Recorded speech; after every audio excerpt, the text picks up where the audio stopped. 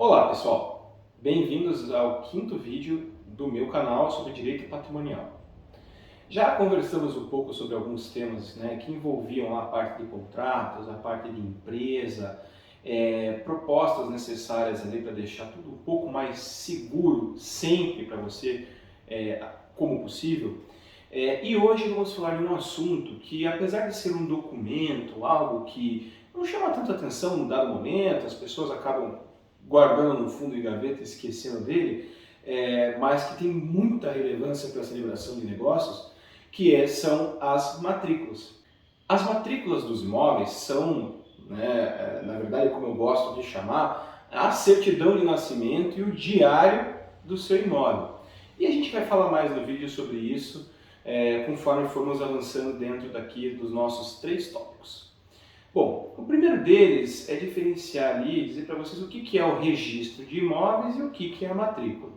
Bom, o registro de imóveis de forma ampla, como a gente entende e conversa sobre, quando a gente vai lá faz a compra e venda de um imóvel, ou quando alguém falece nós herdamos ali uma parte ou um imóvel inteiro, dentre outros negócios que são possíveis de fazer lá, como a gente falou, de a empresa ser proprietária de um dado bem, enfim. Toda vez que a gente fala de uma relação ali com o imóvel, a gente sempre vai acabar parando num cartório, um tipo de cartório chamado registro de imóveis. Em cidades maiores, os registros de imóveis eles têm então somente essa função de lidar com as informações dos imóveis, aquela área em que ele atua, bem como então proceder ali com os registros e averbações das alterações, compras, vendas, falecimentos, casamentos, divórcios e assim por diante. Então, podemos entender assim, que o registro de imóvel nessa perspectiva maior aí é o cartório que se vai para fazer então a aquisição de um documento, de alteração desse documento para fins de averbar ali, registrar na matrícula a propriedade de determinado bem imóvel. A matrícula, por sua vez, é aquilo que eu comentei, chama de certidão de nascimento, bem como diário do imóvel. Por que isso? Bom, a certidão de matrícula, ela apresenta toda a descrição do imóvel, iniciando inclusive até mesmo já a partir do terreno, que depois é feito o que a gente chama de benfeitoria, a construção de uma casa, de um prédio que for sobre aquele terreno, e a depender há uma divisão ainda dessa matrícula, como no caso dos apartamentos, por exemplo. Dentro de um dado terreno de matrícula X, eu ergo um prédio com 20 apartamentos, então eu vou ter 20 matrículas diferentes daquela de X, que era a matrícula mãe. Mas todas elas pormenorizando a área, localização, colocação nas ruas, qual que é o imóvel vizinho, qual que não é, indicação fiscal, inscrição imobiliária no município, quem que construiu, qual que é o proprietário em dado momento, quem passou a ser depois. E outro detalhe, a matrícula é um documento público, é por isso que ela fica em um cartório. Qualquer pessoa, qualquer interessado em determinado bem, pode ir até o registro de imóveis e solicitar a matrícula de determinado imóvel. Basta saber qual é o registro e basta saber qual é o número da matrícula. Ou às vezes até mesmo o CPF, algum documento do proprietário. Bom, então considerando que o registro é o cartório onde você vai para você fazer a alteração na matrícula, a gente tem que conversar sobre um último pequeno ponto nesse primeiro tópico, que são as escrituras públicas. Quando eu faço a compra e venda de um imóvel, eu faço isso normalmente por escritura pública. O Código Civil, no artigo 108, ele aponta a necessidade e obrigatoriedade de ser feita uma escritura pública para venda, enfim, alteração qualquer que seja, referente ali à propriedade de um imóvel, que seja um imóvel de valor acima de 30 salários mínimos do salário mínimo mais alto vigente no país. Então veja, eu tenho que, primeiramente, vou fazer a compra e venda de imóvel. Eu, Marcelo, vou comprar de Ana. Eu, Marcelo, vou ao imobiliário, encontro lá um imóvel, faço uma proposta, a Ana aceita a proposta, às vezes a gente até assina lá um contrato particular, dizendo as condições de pagamento, como vou fazer, prazos, etc e tal. Feito isso, tudo arrumado, vamos a um cartório, um tabelião de notas, que é um outro tipo de cartório, fazer uma escritura pública de compra e venda de um imóvel. Feita essa escritura pública, eu vou pegar essa escritura, vou levar a registro, vou levar ela para o registro de imóveis, para que se conste agora na matrícula que o imóvel deixou de ser de Ana, que Ana vendeu o imóvel para Marcelo pelo valor X determinado ali que eles combinaram, ok? Bom, vocês devem ter percebido que em dado momento eu falei sobre registro ou averbação. Esse é o outro ponto que a gente vai conversar agora, ok? O registro, o registro e a averbação são anotações na matrícula, ou seja, vai lá incluir um texto na matrícula. A diferença entre um e outro basicamente diz respeito que registro mira muito mais a alteração sobre a propriedade do imóvel ou sobre o imóvel em si, e as averbações dizem respeito a alterações de situações de fato que estão ali envolvidas entre as pessoas e que podem gerar alguma implicação sobre o imóvel. Por exemplo, o casamento, ou a morte, ou o divórcio. Então é bem comum, se vocês pegarem uma matrícula de um imóvel em que o proprietário era fulano, o fulano morreu e deixou como herdeiros João e Maria. Quando for ser finalizado o inventário, seja judicial ou extrajudicial, vai ser lavrado um termo de partilha dos bens. Isso vai para a matrícula. Só que antes de constar o registro da partilha, que agora João e Maria são donos de 50% cada um do imóvel, vai constar lá uma averbação, a morte do fulano. Então, veja, tudo é trazido para a matrícula para que se saiba quem é o proprietário, quem deixou de ser, de que período, qual período foi proprietário, por que razão deixou de ser proprietário, enfim. Tudo isso nós encontramos na Lei de Registros Públicos. O rol apresentado ali no artigo 167, inciso 1º dessa lei, fala dos registros, ele é taxativo.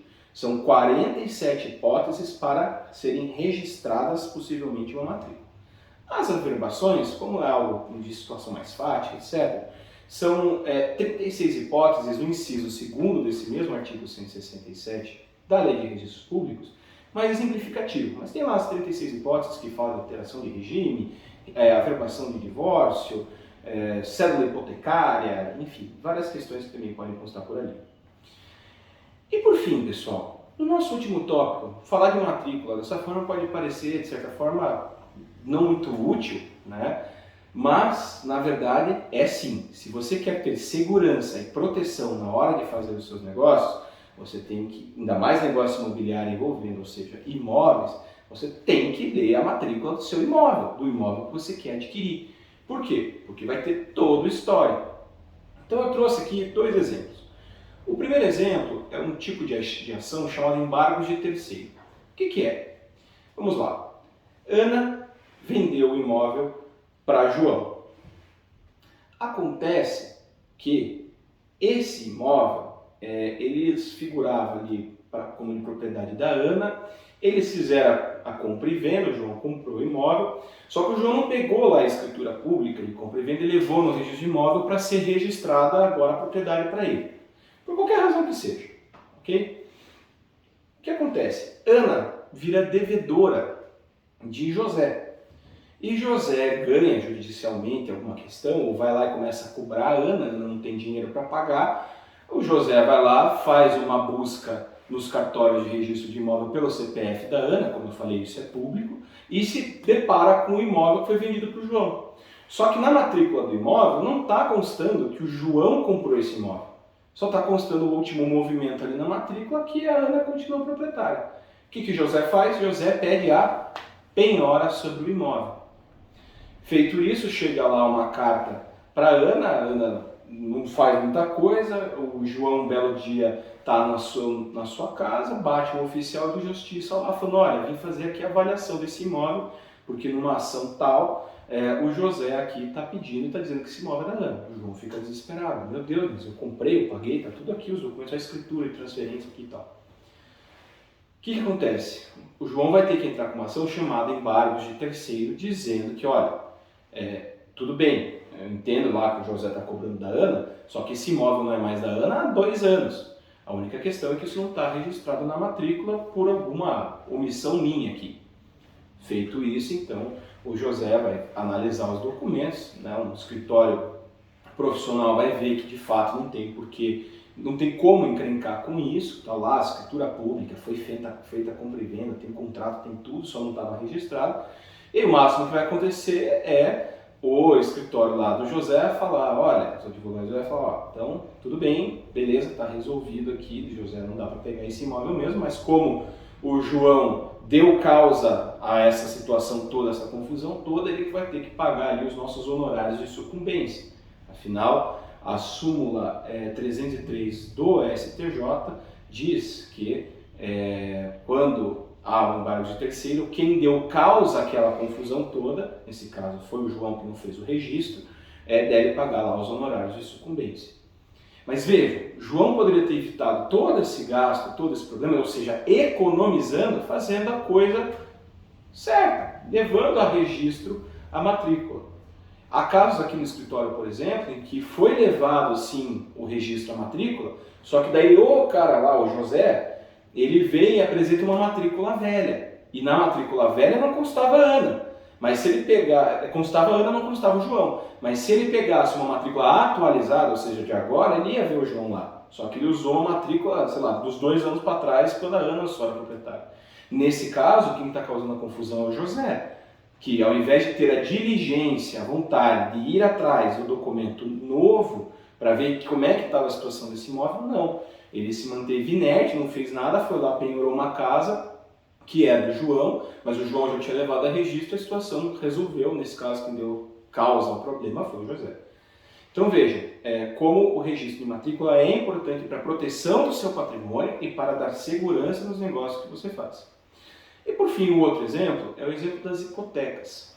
Que exemplo é esse? Está muito corriqueiro no mercado, de um modo geral, as grandes incorporadoras, né, elas vão fazer a construção de um imóvel, normalmente prédios, né, e acabam hipotecando as unidades, né, os apartamentos, aos bancos dos quais elas pegam empréstimo para fazer a obra. Certo que, o que acontece? A partir do momento que encerrou a obra, né, a incorporadora tem que pagar o banco. Se ela não pagar, o banco pode falar, não, eu quero essa hipoteca, aquele imóvel que você me deu em garantia para pagar a minha hipoteca. Mas muitas vezes a incorporadora simplesmente paga o banco e se dá por resolvido. Aí a incorporadora vai lá, vende esse imóvel para um terceiro, né, para uma outra pessoa, para a Júlia, por exemplo. E a Júlia, por sua vez, pega lá, beleza, compra, assina, está tudo feito, mas quando ela pega a matrícula do imóvel, ela vê, não, peraí, a incorporadora tal ainda está aqui dando em hipoteca a minha unidade para o banco Y. Isso aqui está errado, porque em algum momento, pode ser que aconteça, do banco Y vir cobrar por erro essa unidade de mim e eu perder meu imóvel. Então, o que pode acontecer? A Júlia procura um escritório de advocacia para fazer uma ação mandamental para excluir da matrícula dela, ou cancelar da matrícula, aquela hipoteca que a incorporadora fez lá atrás em favor do banco que emprestou dinheiro para terminar a obra. Isso também já tem entendimento, quando a gente fala em entendimento simulado, pessoal, é um entendimento que os tribunais lá de Brasília, em especial o Superior Tribunal de Justiça, o STJ, ou o Supremo Tribunal Federal, mas nesse caso o STJ, aponta ali como se entende aquela situação num enunciado bem curto, tá? Nesse caso aqui já existe a súmula 308 do STJ que fala que a hipoteca feita para a incorporadora,